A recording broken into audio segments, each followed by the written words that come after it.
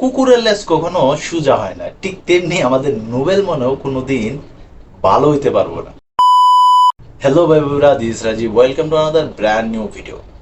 কয়েকদিন আগেই কিন্তু নোবেলম্যান একটা কট খাইছিল ভাই। নোবেলম্যান কিন্তু কয়েকদিন পর পরে কিন্তু কট খায়, তো কোন কটের কথা যে বলবো এটাই কিন্তু এখন আমার বাসায় প্রকাশ করতে একটু কষ্ট হইতেছে। তো যাই হোক, কয়েকদিন আগেই কিন্তু সে জেলখানায় ছিল, এমনকি জেলখানার ভিতরে কিন্তু তারে বিয়াও পড়াইয়া দিছিল। তারপরে নাকি তার একটা সুখবর আসতেছিল, মানে সে বাবা হইতে যাইতেছে।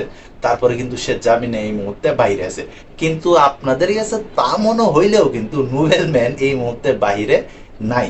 সে কিন্তু গতকালকে রাত্রে আরেকটা কটকাইছে, যেখানে কিনা মাতাল অবস্থায়, মানে নেশাগ্রস্ত অবস্থায় কিন্তু সে একজন ট্যাক্সি চালকরে, মানে উবার ড্রাইভাররে বেদম পিডানি পিডাইছে। তো এই যে দেখতে পাচ্ছেন ভিডিওটা।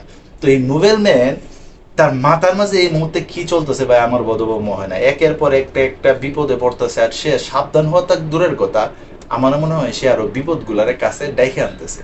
আরে ভাই, এত সুন্দর একটা লাইফ পাইছো, তুমি এটা এনজয় করো। তা না কইরা তুমি এই যে বাজেভাবে নেশাগ্রস্ত হিসাবে হইয়া এই যে এই ধরনের পরিস্থিতি যে পড়তেছো, তাতে কি তোমার লজ্জা শরম বলতে কিচ্ছু হয় না? তোমার ফ্যামিলি তো আমার মনে হয় তোমার সাথে কথা বলতে এখন ঘৃণা বোধ করে। সর্বশেষ একটা কথা বলতে পারি, নেশা নেশা এমন একটা জিনিস, একটা ফ্যামিলির ধ্বংস করতে পারে। আর এই নেশা এমন একটা ভয়ানক জিনিস, যে কিনা তার লাইফটারই শেষ করে দিতে পারে।